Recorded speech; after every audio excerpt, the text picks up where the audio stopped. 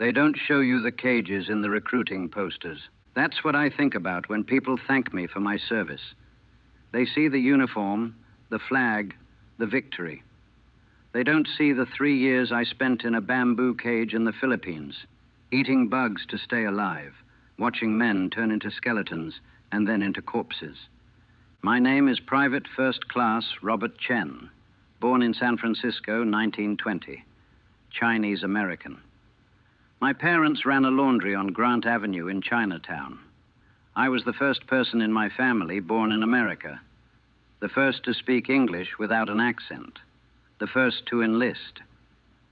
I joined the Army in 1940, a year before Pearl Harbor. 20 years old and stupid enough to think war would be an adventure. They needed men in the Pacific, and I thought I'd see the world, see action, make my parents proud. They stationed me in the Philippines with the 31st Infantry Regiment. Manila was beautiful, palm trees, warm weather, friendly people. We trained, we drilled. We waited for a war that everyone said was coming, but nobody really believed. December 8th, 1941, the day after Pearl Harbor, the Japanese attacked the Philippines, hit our airfields, destroyed most of our planes on the ground. Within hours, we knew we were in trouble.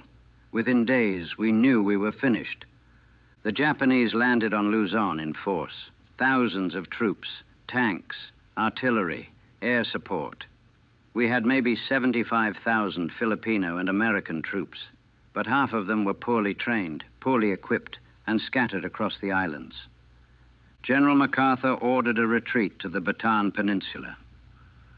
We fell back, fighting delaying actions, trying to buy time. The plan was to hold Bataan until reinforcements arrived from the States. Hold out for a few months, maybe. Then relief would come. Relief never came. By January 1942, we were trapped on Bataan. The Japanese surrounded us on 3 sides. The ocean was on the 4th. We dug in, built defenses, waited. Supplies were already running low. Food was rationed to half portions, then quarter portions. Malaria spread through the ranks, dysentery, dengue fever. Men were dying from disease faster than from bullets. I was assigned to a machine gun position on the front lines. My squad consisted of 8 men, mix of Americans and Filipino soldiers, good men. Private Jackson from Alabama, who never stopped talking. Corporal Martinez, Filipino, who knew the jungle better than anyone. Sergeant Kelly, who'd been in the Army for 15 years and kept saying this was the worst situation he'd ever seen. We held through January, through February, through March, fighting off Japanese attacks, starving slowly, watching men waste away. The rations got smaller, then smaller. By April, we were eating lizards, monkeys when we could catch them, anything to stay alive. The Japanese kept coming, wave after wave. They had supplies, reinforcements, food. We had nothing except the knowledge that help wasn't coming, that we'd been abandoned, that the United States had written us off. On April 3rd, 1942, the Japanese launched their final assault. Fresh troops, artillery barrage that lasted for days. We were too weak to fight back effectively, too sick, too starved. Men were collapsing at their positions, not from wounds, but from simple exhaustion and malnutrition. By April 8th, it was over. Our lines broke, units scattered. The order came down to destroy our weapons and surrender. Surrender, the word we'd been taught never to say. Sergeant Kelly gathered what was left of our squad, 6 of us remaining. He looked at us with hollow eyes. "Boys," he said, "we're done. Destroy your weapons. When the Japs come, put your hands up. That's an order." Jackson started crying. Martinez just nodded. We smashed our rifles against rocks, threw the pieces into the jungle. Then we waited for the Japanese to find us.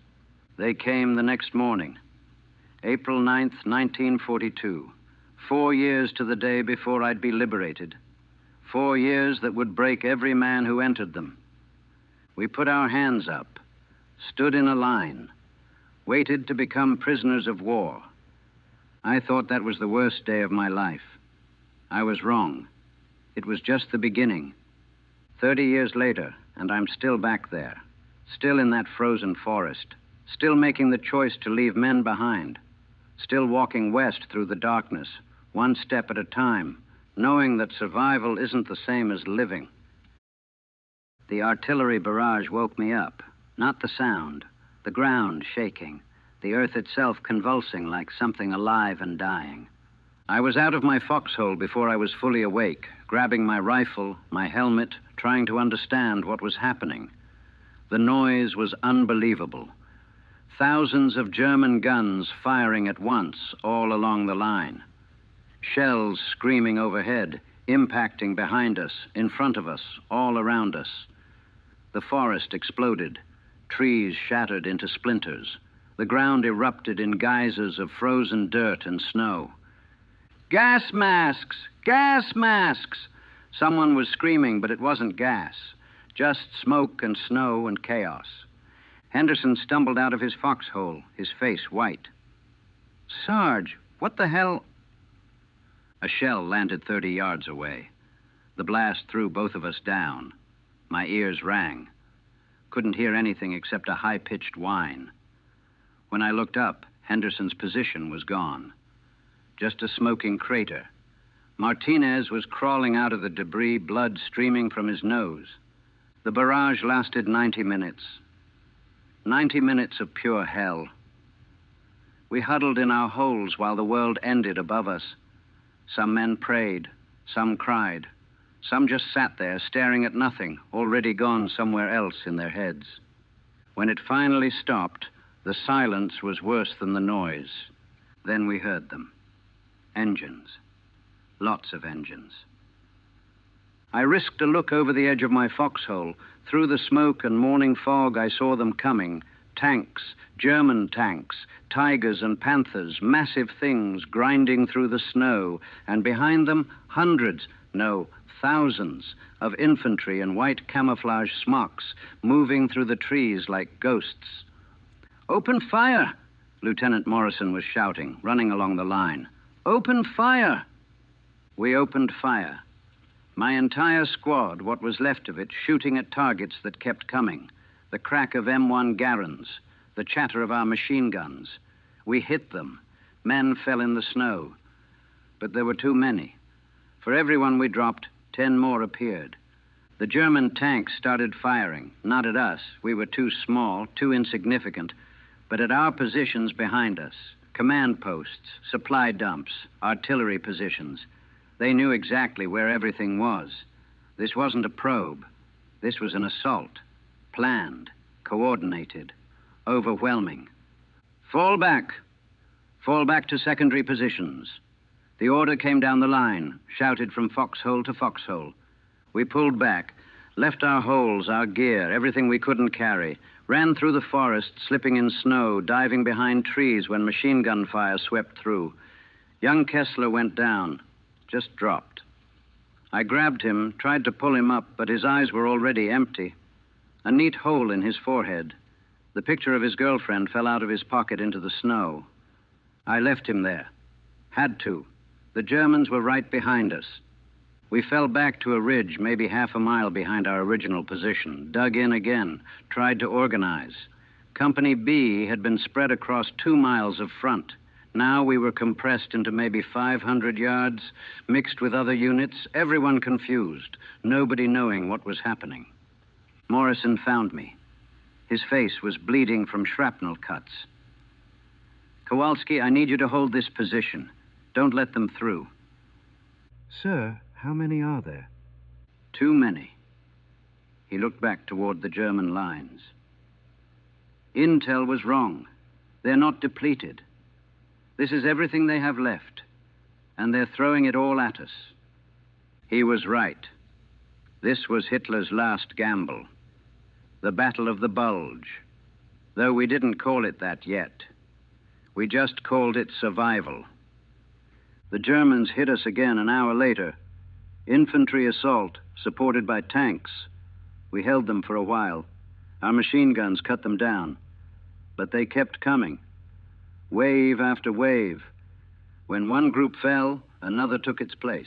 We were running out of ammunition, running out of men, running out of time. Conserve your ammo, I shouted to my squad.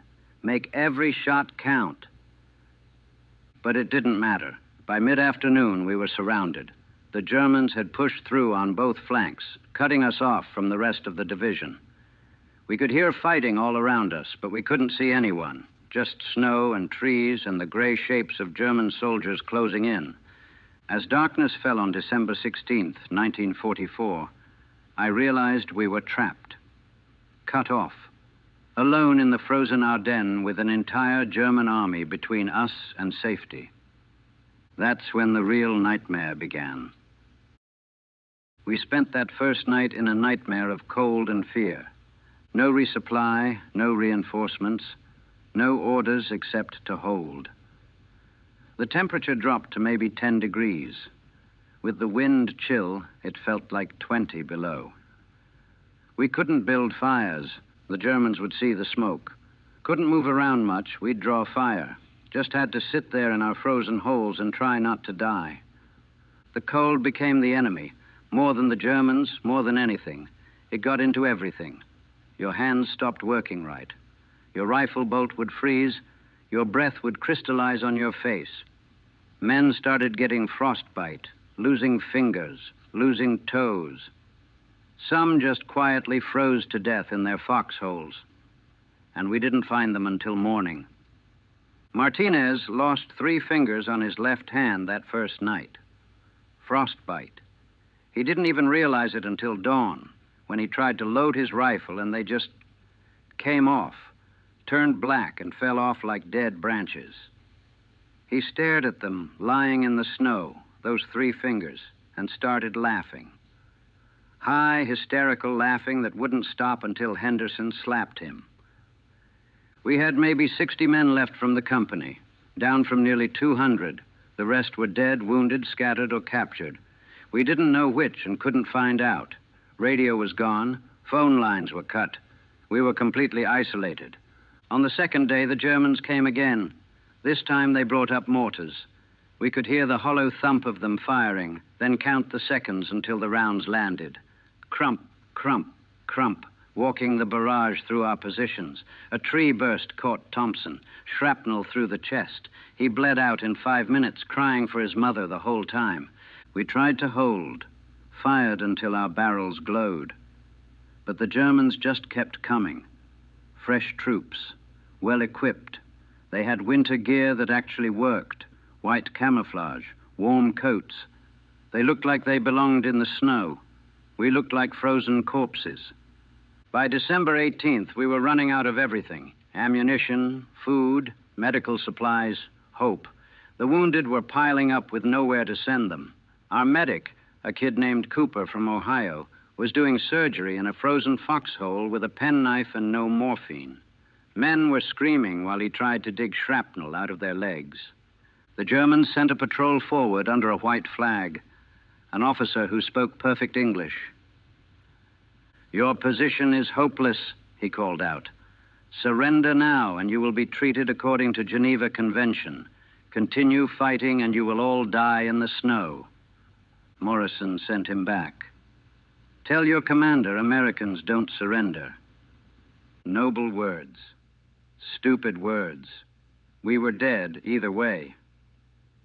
That night, I found Novak in his foxhole. He'd shot himself, put his rifle under his chin, and pulled the trigger with his toe. Left a note for his wife that I couldn't read because the blood had soaked through the paper. I took his dog tags and his ammunition and left him there.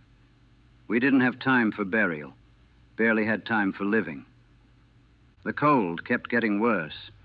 It wasn't just uncomfortable anymore, it was killing us. O'Reilly got hypothermia, started talking nonsense, saying he was at the beach, that he was hot, trying to take off his clothes.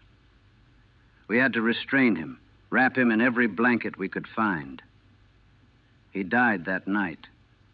Just stopped breathing. froze from the inside out. On December 19th, the food ran out completely. We ate snow, chewed on pine bark. Some men tried to eat their leather boots. Anything to put something in your stomach. The hunger was almost as bad as the cold. Almost. The Germans attacked again. We were so weak we could barely lift our rifles. Henderson got hit by a machine gun burst. Took 3 rounds in the stomach. He looked at me, surprised, like he couldn't believe it had finally happened. Died trying to tell me something. I never found out what. We were down to maybe 30 men, frozen, starving, out of ammunition, cut off and alone. Morrison called us together. What was left of us? 30 ghosts in the snow.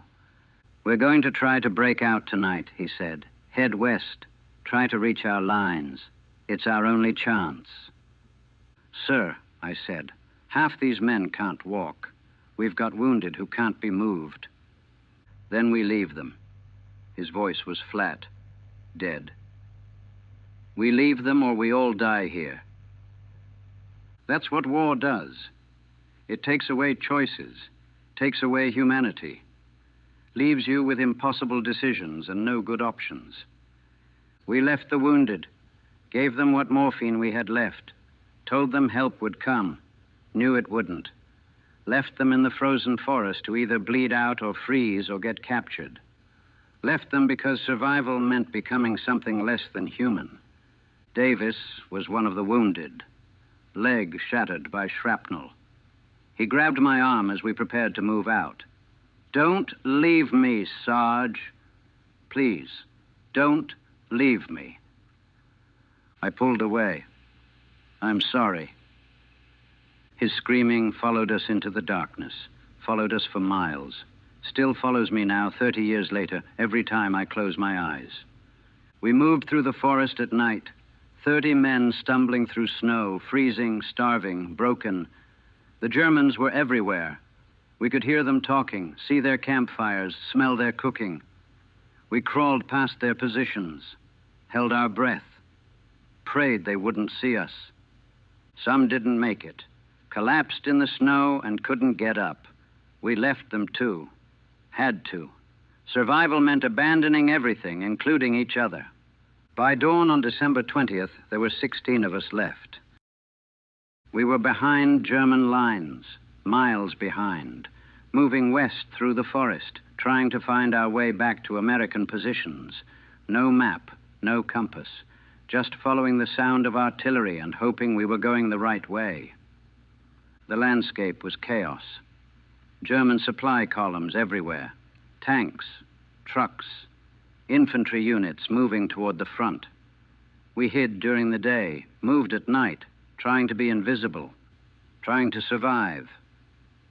On the second night of our escape, we stumbled on a farmhouse. Small place, abandoned, half destroyed by shelling. We broke in looking for food, found nothing except frozen potatoes in the cellar. We ate them raw, tasted like ice and dirt, best meal of our lives. Morrison was deteriorating. The cold had gotten to him. He couldn't stop shaking, couldn't make decisions, just sat in the corner of that farmhouse, staring at nothing. Leadership fell to me by default. I was just a sergeant, but I was the only one still functioning.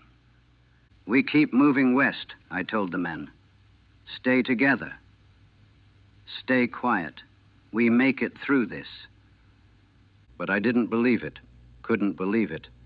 We were dead men walking through the snow, and we all knew it. We left the farmhouse before dawn. German patrols spotted us about a mile later. They opened fire. We ran, scattered into the trees. I saw 3 men go down, didn't see them get back up. When we regrouped an hour later, there were 11 of us. The days blurred together. December 21st, 22nd, 23rd. Christmas was coming, and we were in hell, moving through the frozen forest, avoiding German patrols, watching more men die. Martinez finally collapsed on the 23rd. His feet were black with frostbite. Gangrene had set in. He couldn't walk anymore, Couldn't even stand. Leave me, he said. I'm done. We're not leaving anyone else, I said. Sarge. He grabbed my jacket. Look at me. I'm already dead. Save yourselves. Morrison was sitting against a tree, shaking uncontrollably. The other men were barely conscious. We couldn't carry Martinez, could barely carry ourselves. I'm sorry, I said. Don't be. He smiled. Actually smiled. Just make it count, you know? Get home. Tell them what happened here. We left him our last blanket and half our remaining rations, left him propped against a tree with his rifle. He was still alive when we moved out. Don't know how long he lasted after that. 10 of us now. 10 frozen ghosts.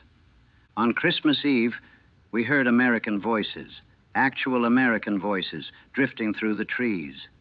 We thought we'd made it, thought we were safe, crawled toward the sound. It was a German ambush. They'd captured some Americans and were using them as bait. We realized it too late.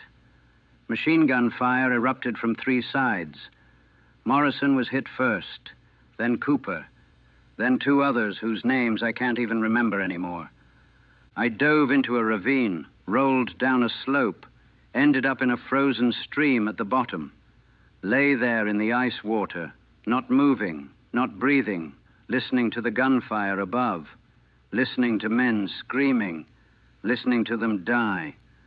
The firing stopped. German voices, laughter. They were going through the bodies, taking souvenirs, dog tags, watches, photographs. I stayed in that stream for 6 hours. The water was maybe 2 feet deep, freezing. I could feel my body shutting down, hypothermia taking over, but I didn't move, couldn't move. If I moved, I died. When it was finally dark, when I was sure they were gone, I crawled out of the stream. My clothes were frozen solid. I couldn't feel my legs, couldn't feel my hands. Moved on pure instinct. Found 3 survivors from the ambush. 3 out of 10. We didn't speak. Didn't have the energy. Just kept moving. West. Always west. Christmas Day, 1944. The 4 of us, me, a private named Walsh, and 2 others, we stumbled into an American position, 101st Airborne. They were dug in around a town called Bastogne, surrounded just like we'd been, but still fighting. A paratrooper caught me as I collapsed. Jesus Christ, where'd you come from? 106th Division, I managed to say. We've been behind German lines for 9 days. The 106th? He looked confused. That division surrendered days ago. Biggest surrender since... We didn't surrender, I said. Then I passed out. They took us to an aid station, treated us for frostbite, hypothermia, exhaustion, malnutrition, told us we were lucky. Lucky. Out of my entire company, 200 men, 4 of us made it out. 4. The rest were dead, or captured, or frozen somewhere in the Ardennes, waiting for spring to reveal what winter had done. I spent 2 weeks in that aid station. They had to amputate 2 of my toes. Frostbite. The doctors said I was lucky. That word again. Lucky to lose only 2 toes. Lucky to be alive. I didn't feel lucky. I felt hollow, empty. Like something essential had been carved out of me in that frozen forest and left behind with all the others. When I could walk again, they sent me back to the front. New unit, new company, new men who didn't know what I'd been through, didn't know what those 9 days had cost. The war ended 4 months later. Germany surrendered. Everyone celebrated. I just felt tired. I came home to Detroit in June 1945. Victory in Europe, victory in Japan soon after. The war was over. We'd won. My parents threw a party. The whole neighborhood came. Polish families who'd known me since I was a kid. They wanted to hear stories, wanted to celebrate, wanted me to be the hero who'd come home. I couldn't do it. Couldn't pretend. Couldn't smile and shake hands and talk about glory and victory when all I could see were the faces of the men I'd left behind. Martinez with his frozen fingers. Davis screaming as we abandoned him. Young Kessler with a hole in his forehead and a picture of his girlfriend in the snow. "Tell us about the fighting," my uncle asked. "Were you scared?" I stared at him. What could I say? That I was terrified every second? That the cold hurt worse than bullets? That I watched men freeze to death because we had no choice? That I left wounded soldiers to die because survival meant becoming a monster? "It was war," I said. "People died. They wanted more. They always want more. They want the sanitized version where it all means something, where the sacrifice was noble and the cause was just, and the dead didn't die screaming in the snow for nothing." I couldn't give them that. I got a job at Ford, same as my old man. Assembly line work. Mindless, repetitive, perfect. I didn't have to think, didn't have to remember. Just put parts together, 8 hours a day, 5 days a week. But the nightmares came anyway. Every night I'm back in the Ardennes, back in the cold. Sometimes I'm in the foxhole during the barrage. Sometimes I'm watching Henderson get blown apart. Sometimes I'm in that frozen stream listening to the Christmas Eve ambush. Sometimes I'm just walking through the snow, counting the dead, watching more men fall behind with every step. I wake up cold, always cold. Even in summer, even with the windows closed and extra blankets, I wake up shivering, convinced I'm back there. My wife, I got married in 1947 to a good woman named Susan. She'd hold me, try to warm me up, but it never worked. The cold is inside me, permanent. I tried to find the others, the 3 who made it out with me. Walsh died in a car accident in 1948. The other 2, I never even learned their names. Just faces in the snow, ghosts. I went to a reunion once. 106th Division survivors, 1952. Thought maybe it would help to talk to men who'd been there, who understood. It was worse, so much worse. They wanted to talk about the division's surrender, about the thousands who'd been captured, about who was to blame, about the shame of it. The 106th had the largest surrender of American troops in the European theater, over 7,000 men captured in 2 days. But they didn't want to talk about the cold, about the men who died in those first hours, about the impossible choices, about what it cost to survive. I left after an hour, never went back. My kids were born in the 50s, 2 boys, 1 girl. I tried to be a good father, tried to be present, but there was always this distance, this wall I couldn't break through. They'd ask me about the war, and I'd change the subject.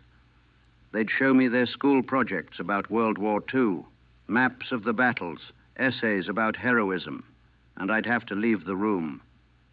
How do you explain to your children that their father is a coward, that when his men needed him most, he left them, that survival meant abandoning everyone who couldn't keep up? The rational part of my brain knows I did what I had to do, that we all did, that there were no good choices in the Ardennes, that staying with the wounded meant dying with them. But the rational part doesn't control the nightmares, doesn't control the guilt, doesn't control the voices I still hear in the dark. Davis screaming for me not to leave him. Martinez telling me to make it count. All of them calling from the snow, asking why I lived when they didn't. In 1960, I had a breakdown, complete collapse. Couldn't go to work, couldn't get out of bed. Just lay there, shaking, seeing the snow everywhere. The doctors called it delayed stress reaction, shell shock with a new name. Gave me pills that didn't help. Susan stayed. God knows why. I wasn't a husband, wasn't a father, just a ghost pretending to be human, going through the motions, waiting for the cold to finally finish what it started in the Ardennes. I got better, sort of. Learned to function. Learned to fake it well enough that people stopped asking if I was okay. Learned to live with the weight. But I never got warm. never stopped seeing the snow, never stopped counting the dead. 30 years later, and I'm still back there, still in that frozen forest, still making the choice to leave men behind, still walking west through the darkness, one step at a time, knowing that survival isn't the same as living. It's 1975 now. I'm 51 years old, half a lifetime since the bulge. The war's been over longer than it lasted, but for me, it never ended. Not really. I retired from Ford last year. 30 years on the line. They gave me a watch and a pension and a handshake. Told me I'd earned it. What I earned was in Belgium in December 1944, and it wasn't a pension. My kids are grown now. They have families of their own. Grandchildren I barely know. They stopped asking about the war years ago. Learned not to. Learned that some doors don't open, some questions don't get answered. My oldest son, Danny, named after me, he asked me once when he was maybe 12, "Dad, were you a hero in the war?" I looked at this kid, this innocent face, and I wanted to tell him something true, something real. But how do you explain to a 12-year-old that heroism is a lie we tell ourselves so we don't have to face what we really are? That war doesn't make heroes. It makes survivors and corpses, and sometimes the difference between them is just luck. No, I told him, I wasn't a hero. I just came home. He looked disappointed, still does, I think, even now that he's 30. The cold never left me. Even now, in the middle of summer, I wear long sleeves.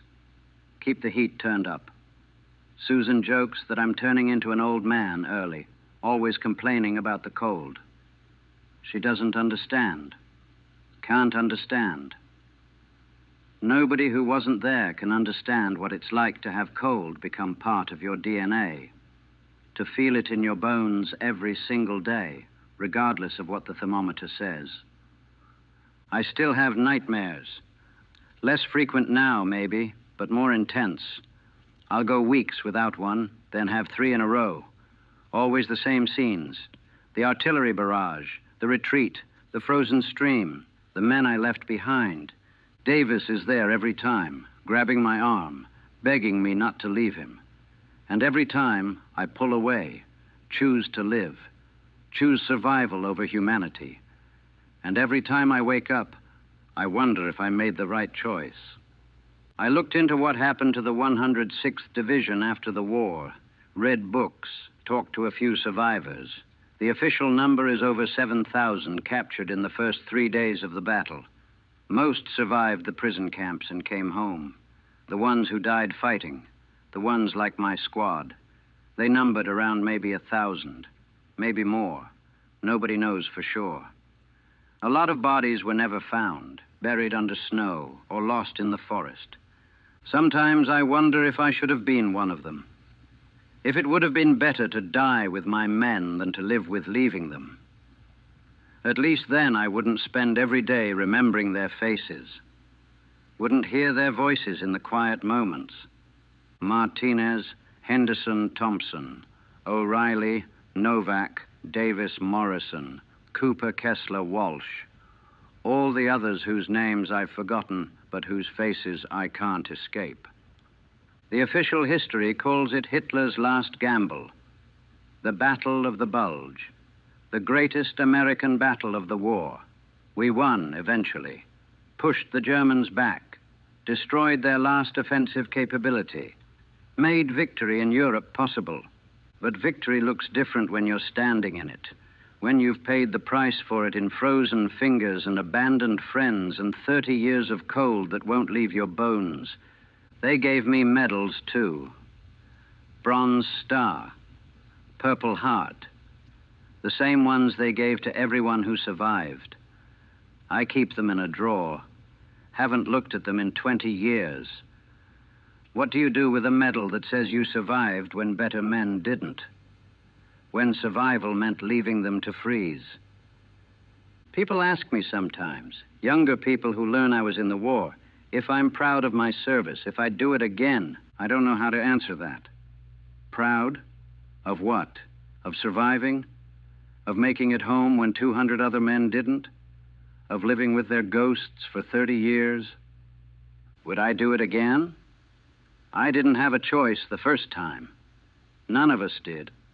We were just kids, thrown into hell, trying to survive.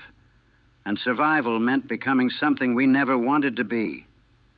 The truth about the bulge, the truth nobody wants to hear, is that it wasn't glorious.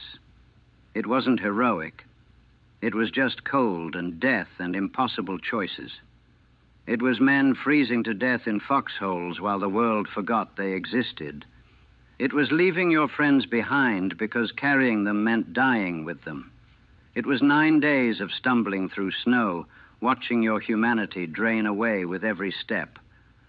They call us the greatest generation, say we saved the world. Maybe we did. But the cost was higher than anyone wants to admit. We didn't just lose the men who died. We lost the men who lived, too. Lost them to cold and guilt and nightmares that never end.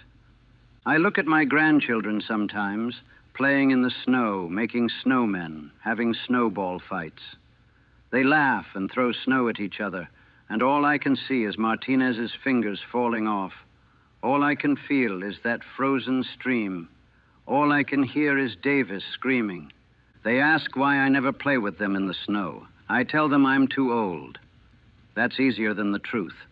The truth is the snow is where my friends died, where I left them, where part of me is still trapped 30 years later, frozen in December 1944.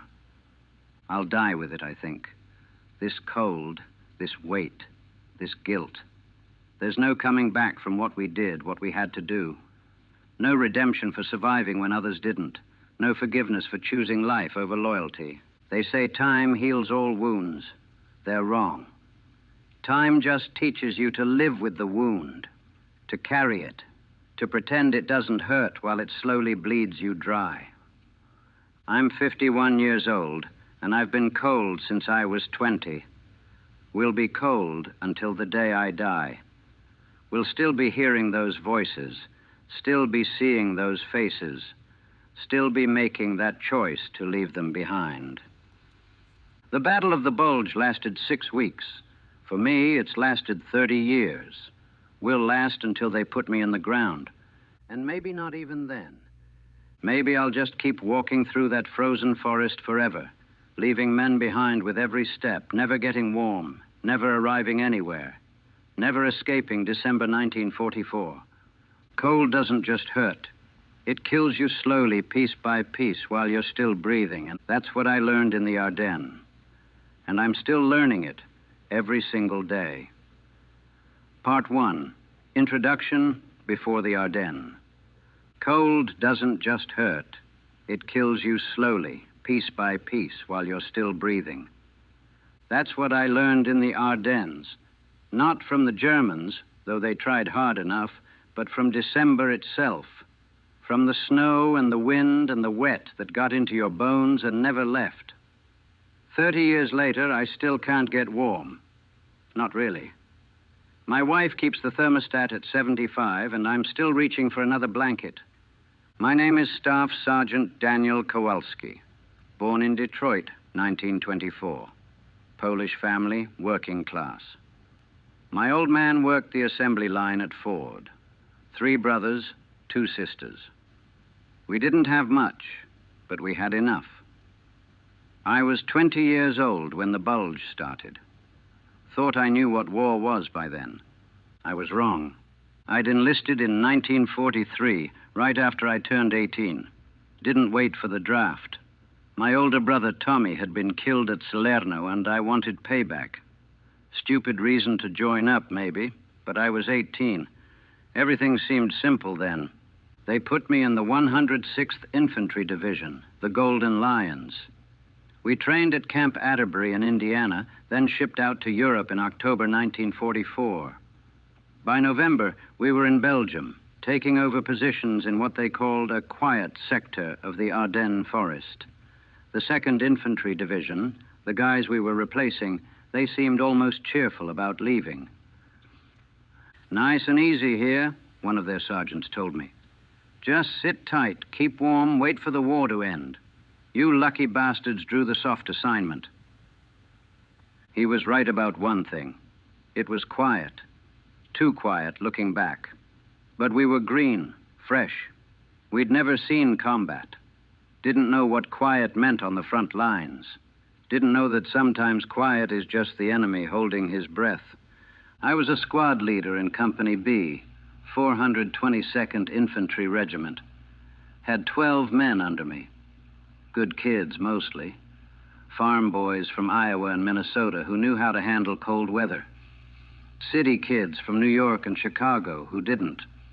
We were positioned near a town called Schönberg in a dense forest of pine and snow. It was beautiful in a way. The Ardennes in winter looks like a Christmas card. Rolling hills covered in white, trees heavy with snow, little villages with stone churches. You could almost forget there was a war on. Almost. December 1944 was brutally cold, colder than anything we'd trained for. We were issued winter gear, but it wasn't enough, never enough. The dampness got through everything. Your socks were always wet. Your feet were always numb. Trench foot was spreading through the companies faster than any German attack. We lived in foxholes dug into the frozen ground. 2-man positions, maybe 4 feet deep if you were lucky and the ground wasn't solid ice. We'd cover them with pine branches and whatever we could scavenge, trying to keep the snow out. Didn't work. You'd wake up in the morning covered in white, your breath freezing in the air, wondering if your feet were still attached. Rations were cold. Sea rations that you were supposed to heat up, but most of the time we just ate them frozen. Spam, beans, hash. All of it tasted like cardboard and ice. Coffee was the only thing that mattered. Hot coffee meant you were still human, meant you might make it through another day. My squad was spread out along a ridge overlooking a valley. We could see for maybe half a mile when the fog lifted, which wasn't often. German positions were somewhere out there in the trees. We'd occasionally trade artillery fire, but mostly it was just watching, waiting, freezing. I got to know my men during those weeks. Private Martinez from Texas, who never stopped complaining about the cold. Corporal Henderson from Maine, who actually seemed comfortable in the snow. Young Billy Kessler from Pennsylvania, barely 18, who carried a picture of his girlfriend and showed it to everyone. Thompson, Davis O'Reilly, Novak. Names I'll never forget. We thought we'd sit there until spring, thought the Germans were finished, just waiting to surrender. Intelligence kept telling us the enemy was depleted, demoralized, incapable of major offensive action. On December 15th, I wrote a letter to my mother, told her I was safe, told her the worst was over, told her I'd be home soon. The next morning, at 5:30 a.m., the entire German army came screaming out of the fog.